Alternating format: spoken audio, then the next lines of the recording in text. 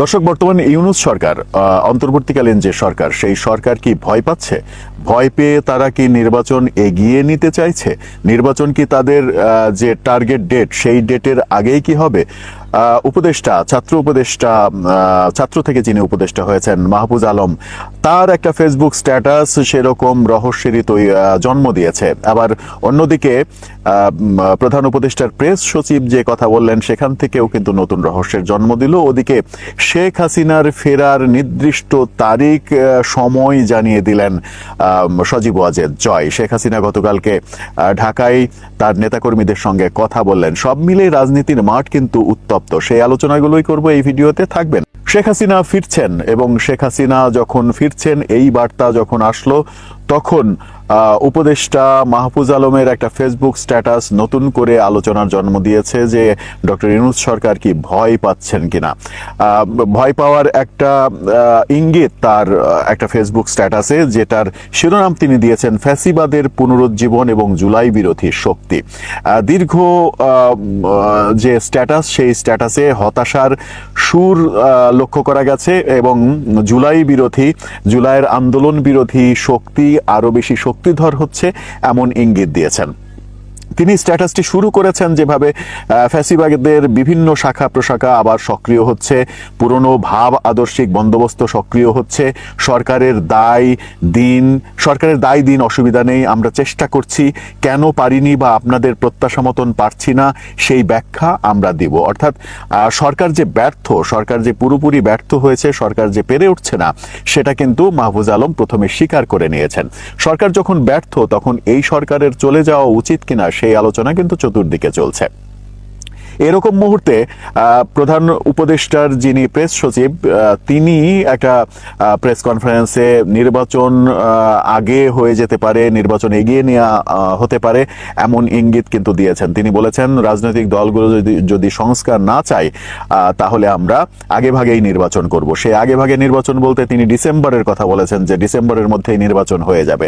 কিন্তু সেটাও বোধহয় শেষ পর্যন্ত ঠিক নয় সেই কথাটা। নির্বাচন কি আরো অনেক বেশি এগিয়ে আসছে? নির্বাচন কি এবছরের জুনের আগেই হয়ে যাবে? সেই প্রসঙ্গ যখন চারিদিকে আলোচনা এবং টক অফ দ্য টাউনে পরিণত হয়েছে, ঠিক সেই সময় সজীব ওয়াজেদ জয় একটা বার্তা দিয়েছেন, খুবই গুরুত্বপূর্ণ বার্তা, শেখ হাসিনার ফেরার বার্তা। শেখ হাসিনা ফিরছেন এবং ফিরবেন, এটা নিশ্চিত করেছেন। তিনি বলেছেন, অন্তর্বর্তীকালীন সরকার নির্বাচনের ঘোষণা দিলেই শেখ হাসিনা দেশে ফিরবেন। অর্থাৎ আওয়ামী লীগ নির্বাচন করবে, শেখ হাসিনা দেশে ফিরে নির্বাচন করার যে মিশন, সেই মিশনে নামবেন। নির্বাচনের যে ঘোষণা, সেই ঘোষণা এগিয়ে আসছে কিনা সেই আলোচনার মাঝে সজীব ওয়াজেদ জয়ের এই কথাটা কিন্তু টক অব দ্য কান্ট্রিতে পরিণত হয়েছে কিংবা হতে যাচ্ছে, এমনটা ভাবলে ভুল ভাবা হবে না। যখন শেখ হাসিনা ফেরার একেবারে নির্দিষ্ট মোটামুটি দিনক্ষণ ঘোষণা করা হলো, যে শেখ হাসিনা নির্বাচনের ঘোষণা আসলেই শেখ হাসিনা দেশে ফিরবেন, কেমন করে ফিরবেন, কিভাবে ফিরবেন, এই আলাপগুলো যখন হচ্ছে, তখন আজকে ডোনাল্ড ট্রাম্পের শপথ অনুষ্ঠান হয়ে যাচ্ছে। শপথ অনুষ্ঠানকে ঘিরে নানা রকমের আলোচনা হচ্ছিল গত বেশ কিছুদিন থেকে। গত 2 মাসের মূল আলোচনাটাই ছিল ডোনাল্ড ট্রাম্পের 20 জানুয়ারির শপথ, এবং শপথের পরে বাংলাদেশের রাজনৈতিক ব্যাপারে হস্তক্ষেপ করবেন ডোনাল্ড ট্রাম্প। জয় যে ঘোষণাটা দিয়েছেন, সেই ঘোষণা ডোনাল্ড ট্রাম্পের শক্তি থেকেই আসছে কিনা, ভারতের শক্তি থেকেই আসছে কিনা, সেই আলোচনাগুলো যখন হচ্ছে, তখন আমরা দেশের অভ্যন্তরে দেখলাম একটা বড় ঘটনা ঘটতে। পুলিশ বাহিনীর পোশাক পরিবর্তন হয়েছে, এবং ভয়াবহ হলেও যেটা সত্য, সেটা দেখা গেছে পুলিশ বাহিনীর পোশাকের রঙের সঙ্গে পাকিস্তানি পুলিশ বাহিনীর পোশাকের রঙের প্রায় হুবহু মিল। এটা কি এক ধরনের ইচ্ছাকৃত কর্মকাণ্ড, নাকি ভুলবশত কালার একই হয়ে যাচ্ছে, সেই প্রশ্নটা কিন্তু সামনে এসে যাচ্ছে।